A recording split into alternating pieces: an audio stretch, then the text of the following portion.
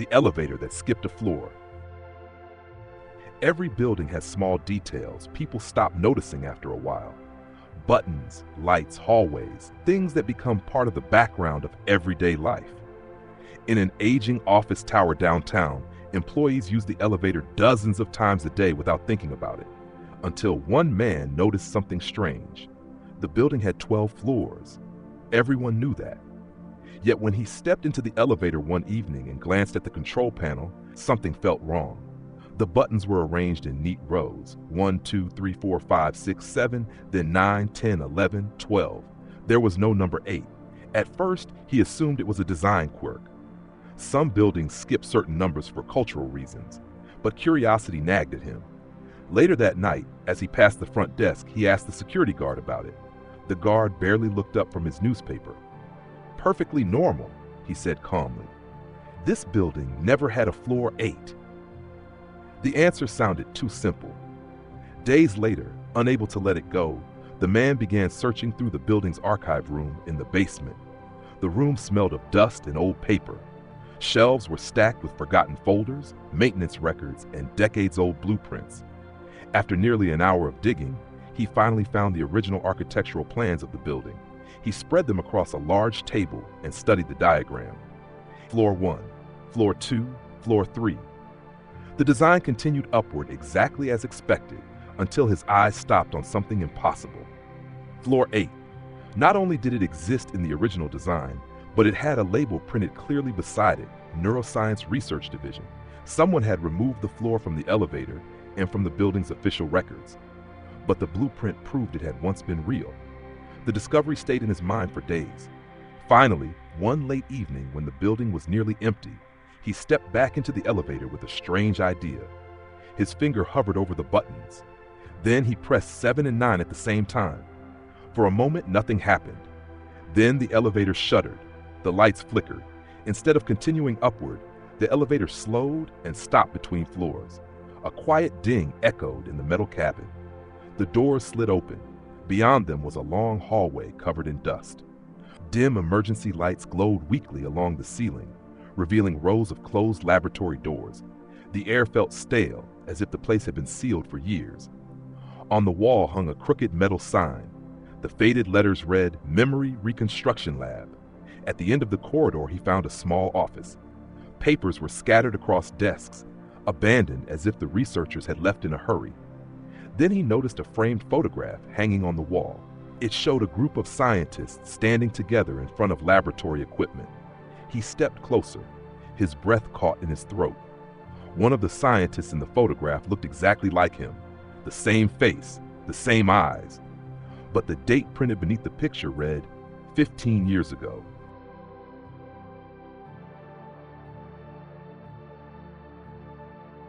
The missing button. Every building has details that people stop noticing after a while. Buttons in elevators, numbers on doors, small patterns that fade into the background of daily routine. After enough time, the mind stops questioning them. The old office tower on Mercer Street was exactly that kind of place. It had stood there for decades, 12 stories of gray concrete and tinted glass, wedged between newer buildings that looked cleaner, brighter, and far more modern. Inside, the carpets were worn smooth by thousands of footsteps, and the fluorescent lights hummed quietly overhead like tired insects trapped in plastic panels. People came and went every day without paying attention to the building itself, except for one man. His name was Daniel, and he had worked on the 10th floor for almost 2 years.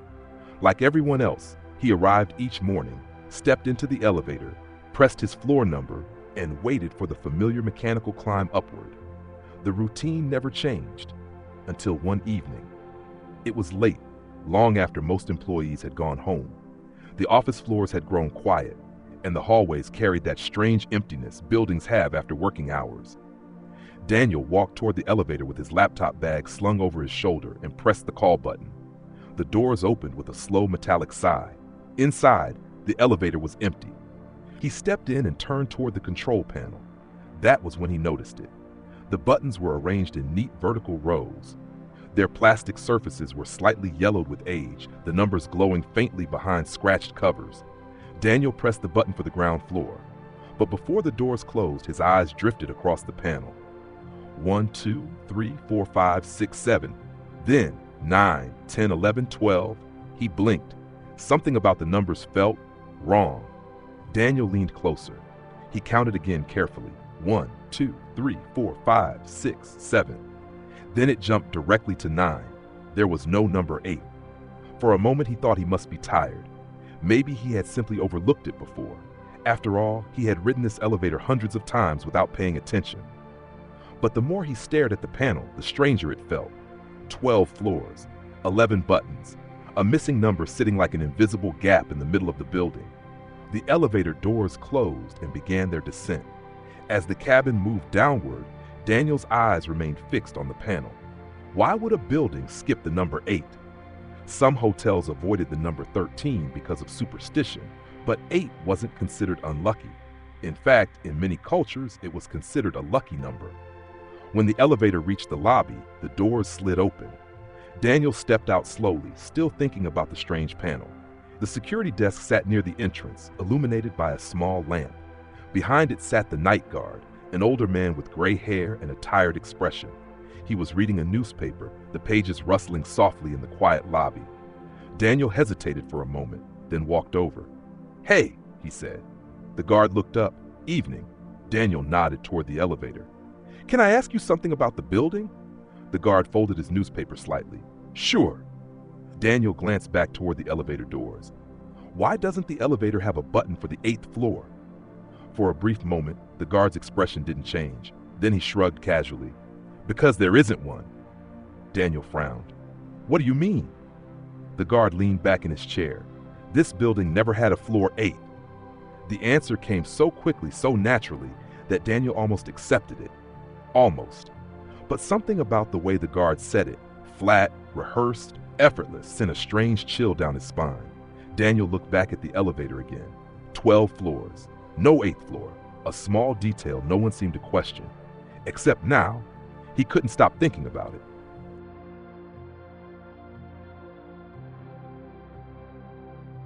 Something was wrong. At first, Daniel tried to convince himself it was nothing.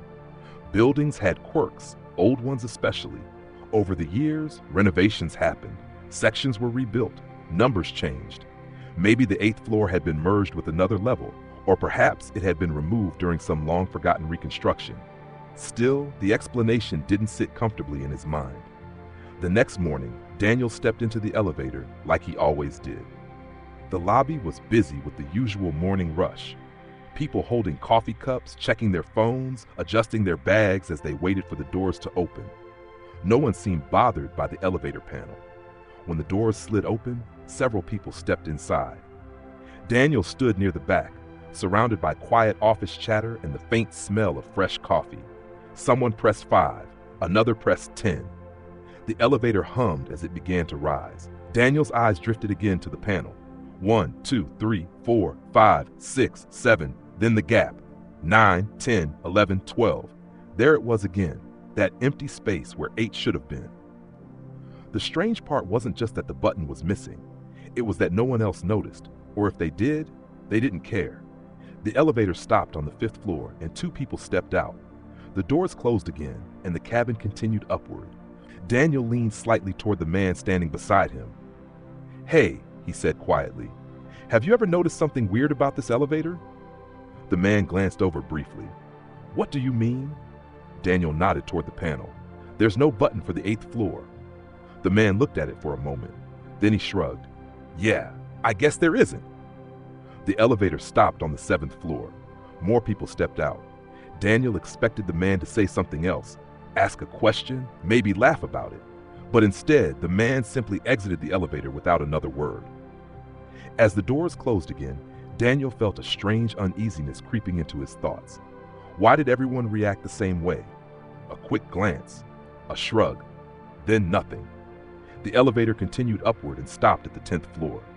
Daniel stepped into the hallway, but his attention remained fixed on the numbers inside the elevator until the doors slid shut again. The rest of the day passed slowly. He tried to focus on work, answering emails and finishing reports, but the thought kept returning. No floor 8. At lunchtime, he decided to test something. Daniel walked to the stairwell and pushed open the heavy metal door. The echo of his footsteps bounced along the concrete staircase as he climbed down from the 10th floor. Each landing had a large painted number on the wall. 10, 11. Then he reached the next landing. The number painted there was 7. Daniel stopped. He stared at the wall. There was no 8 here either. The staircase jumped directly from the 9th floor to the 7th. His stomach tightened. That wasn't something you could simply forget to include in construction. Stairwells followed strict architectural layouts. Floors had to line up precisely with structural beams and elevator shafts. Removing an entire level would require massive reconstruction. But the staircase showed no signs of alteration, no sealed doors, no blocked hallways, just a clean transition from 9 to 7, as if floor 8 had never existed. Daniel slowly continued downward until he reached the lobby again. The security guard sat behind the desk in the same position as the night before, flipping lazily through another newspaper. Daniel approached him. "Can I ask you something else about the building?" The guard looked up. "Sure." Daniel leaned slightly on the desk. "You said yesterday there was never a floor 8. "That's right. But the building has 12 floors." "Yep." Daniel paused. "Then how does that work?" The guard smiled faintly as if the question were unimportant. "Simple," he said. "The numbering just skips 8. Daniel waited for more explanation. None came. "Why?" Daniel asked. The guard shrugged again. "Old building, old decisions." Then he returned his attention to the newspaper, signaling the conversation was over. Daniel stood there for another moment, feeling a growing sense of discomfort. The explanation didn't make sense. Not structurally, not logically, and yet everyone in the building accepted it without question. Everyone except him. That night, as Daniel rode the elevator back up to the 10th floor, he watched the numbers light up one by one. 5, 6, 7. Then the elevator paused briefly, before continuing upward. The pause lasted less than a second, so quick most people wouldn't even notice it. But Daniel did, because for a brief moment, the elevator felt like it had stopped somewhere that wasn't listed on the panel, somewhere between 7 and 9. Daniel stared at the panel as the elevator resumed moving, and for the first time since noticing the missing number, a new thought formed in his mind. Maybe the 8th floor hadn't been removed. Maybe it was still there, hidden somewhere inside the building, waiting.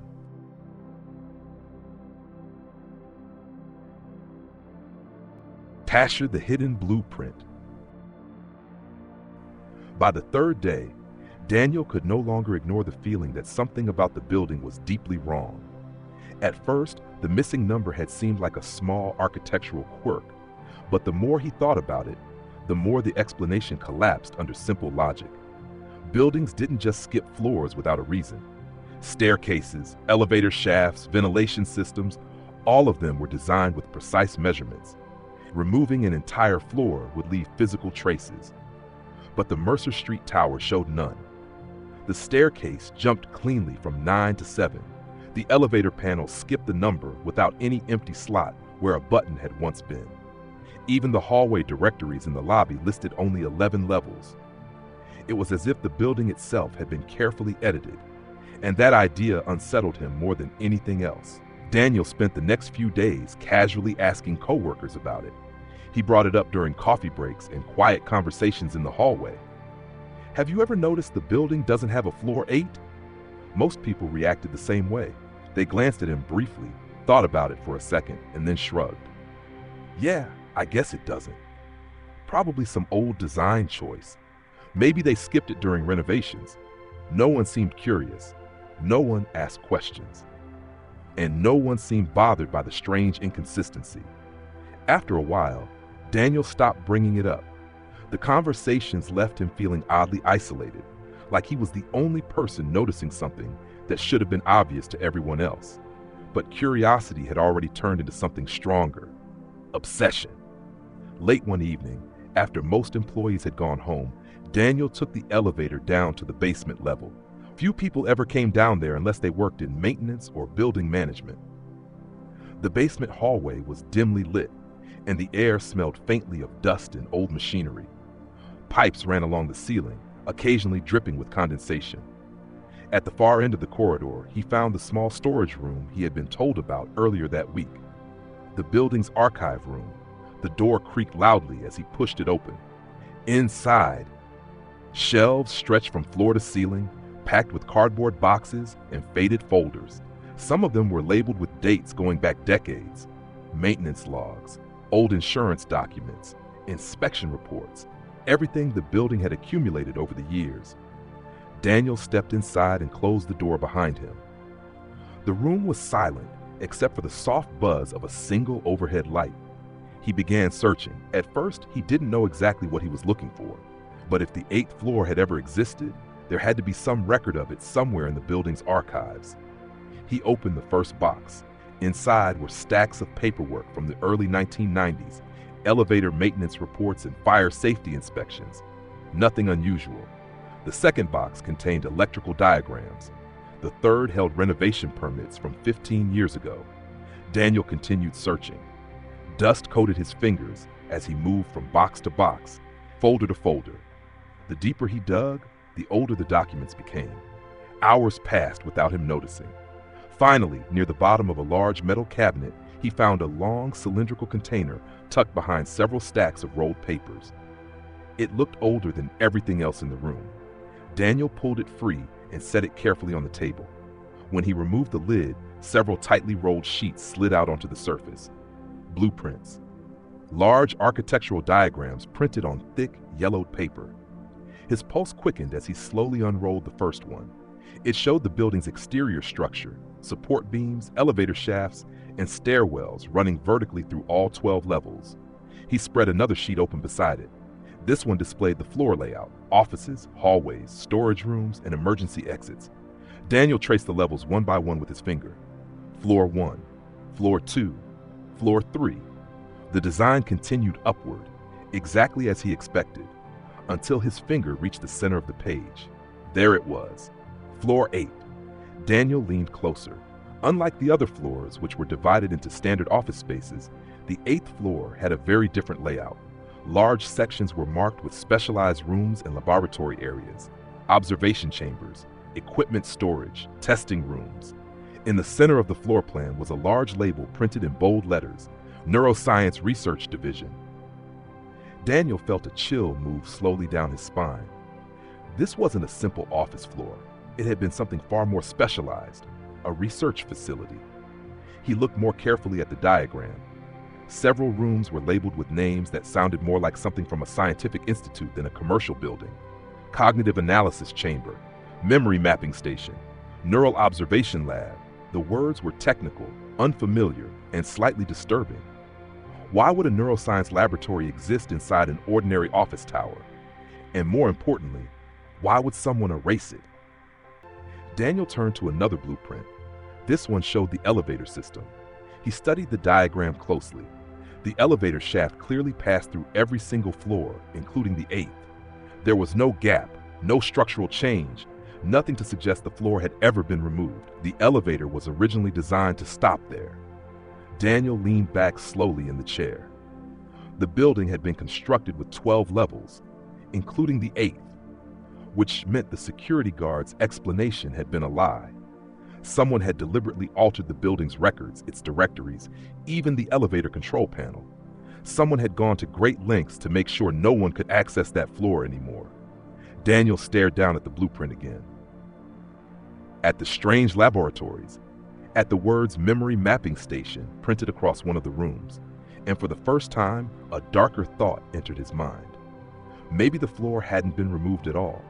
Maybe it was still there, hidden somewhere between the 7th and 9th levels, waiting behind walls no one was supposed to open.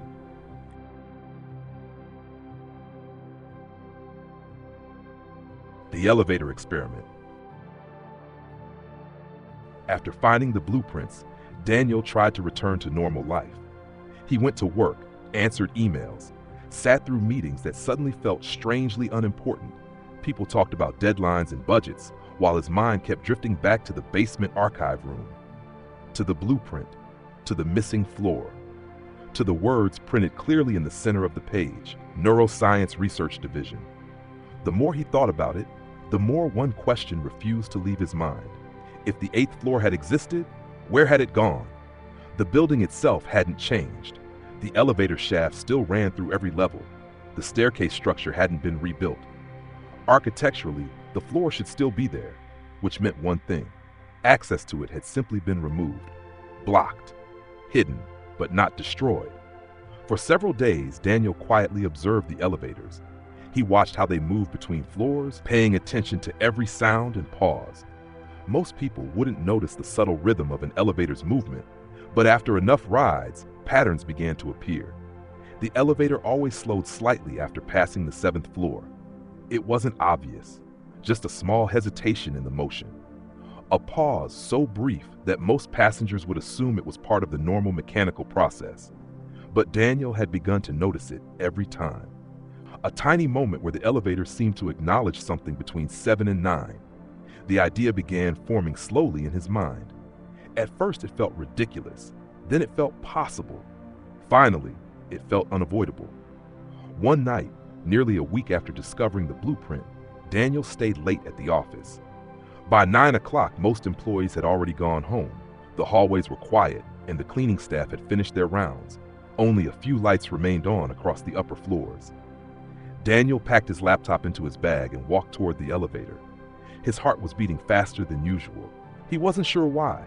Maybe because he knew what he was about to try. The elevator arrived with a soft metallic chime. The doors slid open. Inside, the cabin was empty. Daniel stepped in and turned toward the control panel. The familiar buttons stared back at him. 1, 2, 3, 5, 6, 7, then the gap. 9, 10, 11, 12. For a moment, he simply stood there, staring at the missing number. If the 8th floor still existed, the elevator system must still recognize it somehow. Old systems weren't always perfect. Sometimes they responded to commands in ways they weren't designed to explain. Daniel raised his hand slowly. He pressed 7. The button lit up. Then he pressed 9. Now both buttons glowed softly on the panel. For a moment, nothing happened. The elevator doors closed. The cabin began moving upward. Daniel watched the numbers above the door.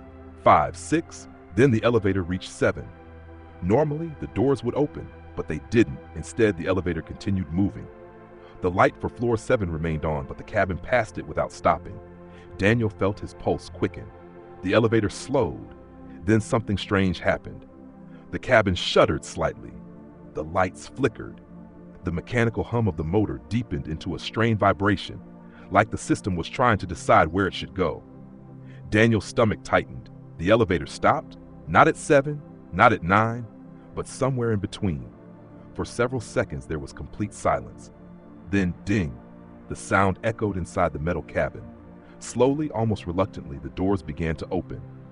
Daniel felt a cold wave of anticipation move through him as the gap widened. Beyond the doors was darkness. Not the soft lighting of a normal hallway, something deeper, older. The doors opened fully, and there it was.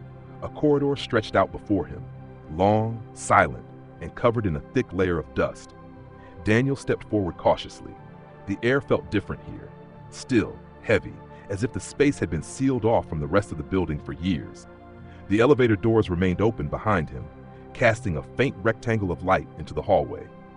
Dim, emergency lights flickered along the ceiling, barely illuminating the corridor. Rows of doors lined both sides of the hall. Metal plaques were mounted beside them, though most were too dusty to read. Daniel wiped one of them with his sleeve. The letters slowly appeared beneath the dust. Testing Chamber B, his heartbeat grew louder in his ears. This was real. The 8th floor hadn't disappeared. It had been hidden. He walked further down the hallway. The floor creaked softly under his steps. Dust shifted in faint clouds with each movement. Many of the doors were slightly open, revealing glimpses of dark rooms filled with unfamiliar equipment. Metal tables, cables, monitors with cracked screens. Everything looked abandoned, left exactly where it had been years ago. As if the people who worked here had left suddenly and never returned.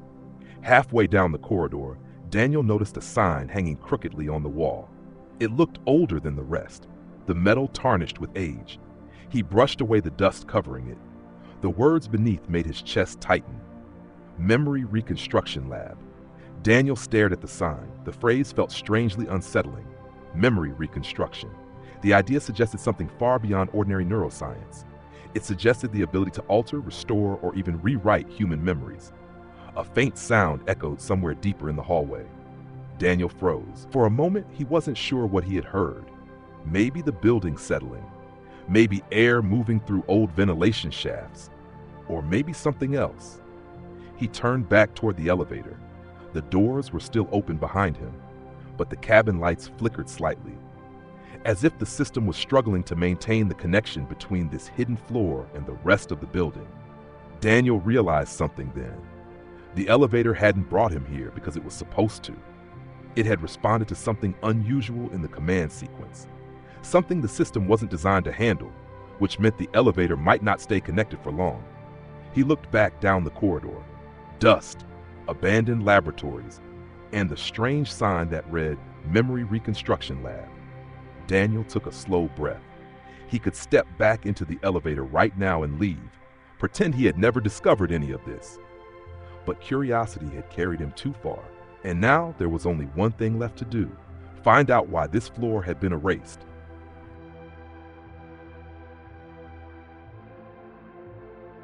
The forgotten floor. Daniel stood motionless just outside the elevator, staring down the corridor that should not have existed.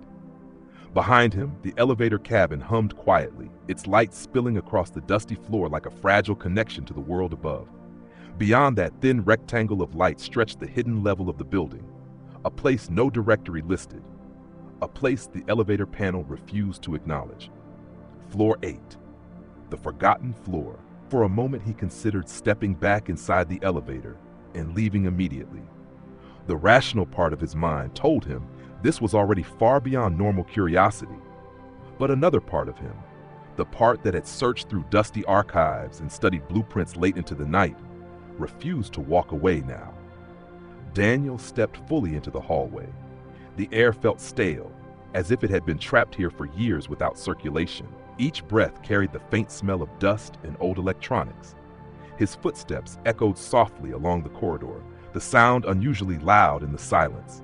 The floor was coated in a thin gray layer of dust that shifted under his shoes. No footprints, not even old ones. No one had walked here in a very long time. The hallway stretched much farther than he expected.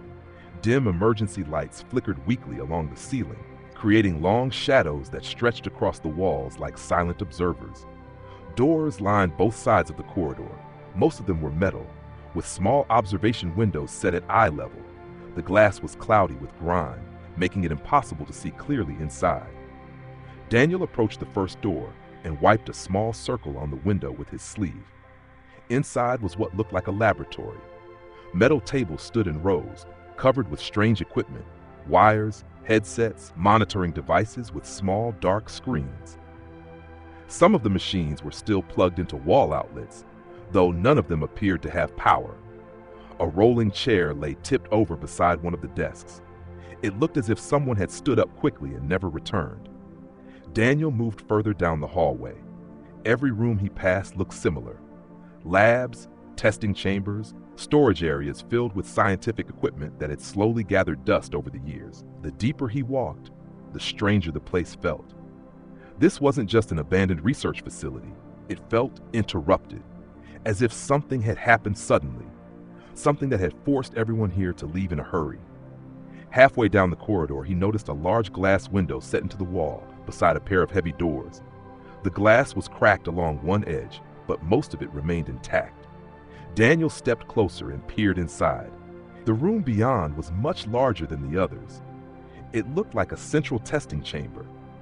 Rows of chairs were arranged in a semicircle, facing a large metal platform in the center of the room. Above the platform hung a complicated frame of cables and mechanical arms. Several screens were mounted along the walls. Though they were dark now, faint outlines of diagrams and brainwave patterns were still visible on some of the displays, frozen in time like ghosts of the experiments that had once taken place here. Daniel's attention shifted to a large board mounted beside the platform. Most of the papers attached to it had fallen off, leaving only a few curled sheets still clinging to the surface. One of them had a bold heading across the top: Project Memory Reconstruction. Daniel felt a chill run down his spine. The phrase matched the sign he had seen earlier in the hallway: memory reconstruction. The idea alone was unsettling. Reconstructing memories meant more than simply studying the brain. It suggested the possibility of rebuilding experiences, replaying them, perhaps even altering them. He stepped away from the glass and continued walking. The hallway eventually narrowed, leading toward what looked like a small office area near the end of the floor. Unlike the laboratories, these rooms had wooden doors and frosted glass windows. Most of them were slightly open. Inside, desks were covered with stacks of paperwork that had yellowed with age. Filing cabinets stood half open, their drawers filled with folders whose labels had faded beyond recognition. Daniel stepped into one of the offices. A desk lamp still sat on the corner of the table, its cord hanging loosely over the edge.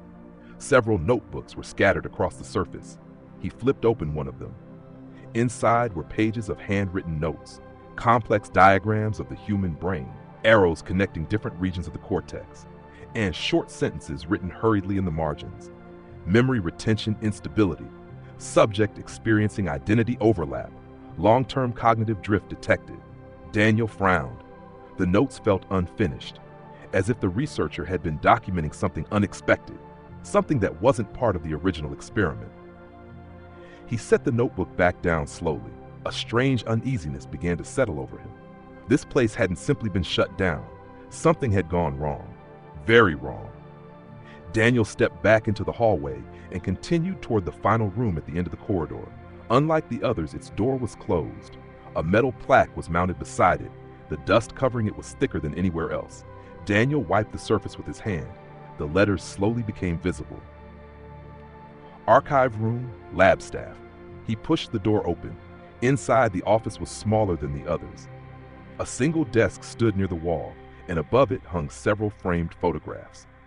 Daniel stepped closer. One of the pictures immediately caught his attention. It was a group photo, a team of scientists standing together inside the laboratory, smiling, proud. The equipment behind them looked identical to what he had just seen in the testing chamber. Daniel leaned closer to examine the image. At first, nothing seemed unusual. Then his eyes stopped on one of the faces in the second row. The man looked strangely familiar. Daniel's stomach tightened. The face in the photograph looked exactly like him. The same eyes, the same jawline, the same expression. He stared at the picture, trying to convince himself he was imagining the resemblance. But the longer he looked, the clearer it became. It wasn't just similar, it was identical. Slowly, Daniel noticed something else printed beneath the photograph. A small caption listing the names of the research team and the date the picture had been taken, 15 years ago.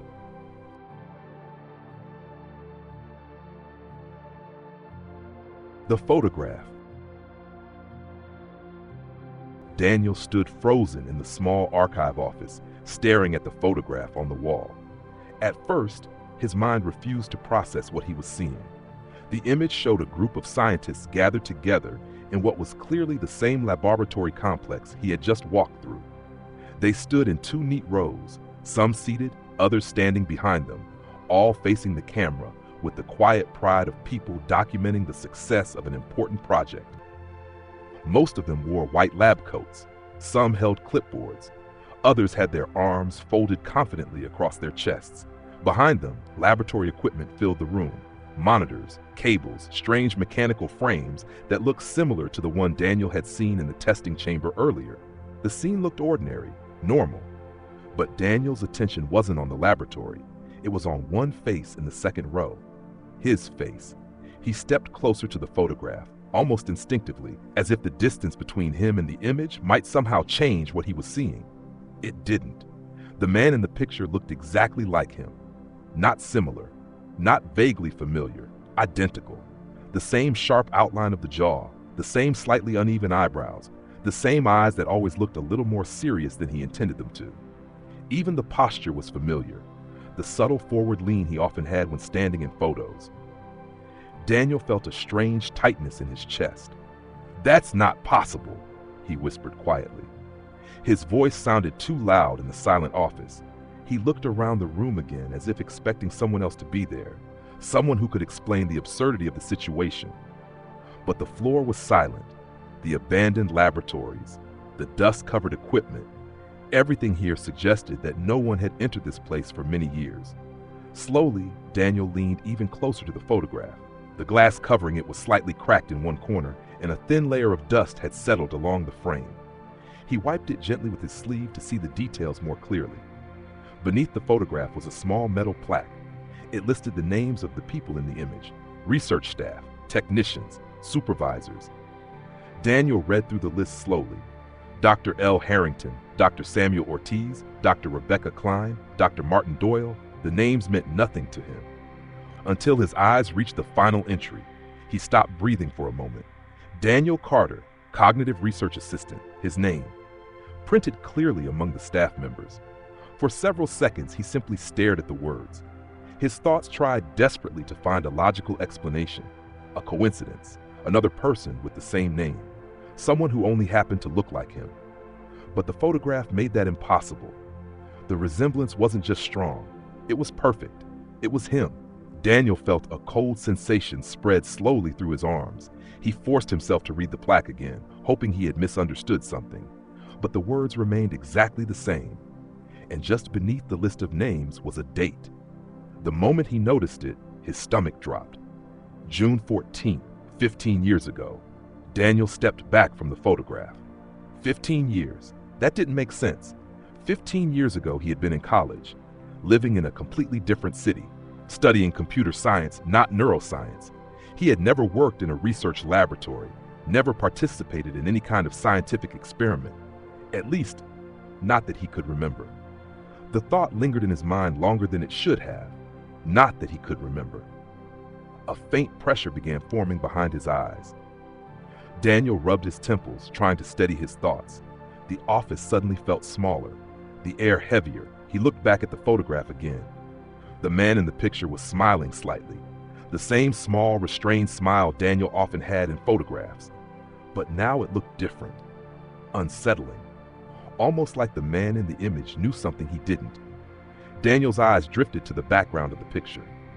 Behind the researchers stood the same laboratory equipment he had seen earlier: the central platform, the mechanical arms, the overhead cables, the Memory Reconstruction System. The project title he had seen on the board outside the testing chamber echoed again in his mind: Memory Reconstruction. Suddenly, a quiet possibility began forming in the back of his thoughts. What if the experiments conducted here hadn't only studied memory? What if they had been trying to change it, alter it, rewrite it? Daniel's gaze slowly returned to the photograph, to the version of himself standing among the scientists, working in a place he had no memory of, a place the building itself had tried to erase.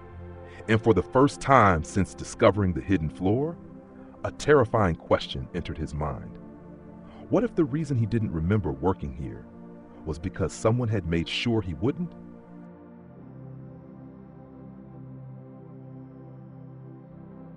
The truth they erased. Daniel stood in the silent office, staring at the photograph as if the longer he looked, the more likely it was to change. But it didn't.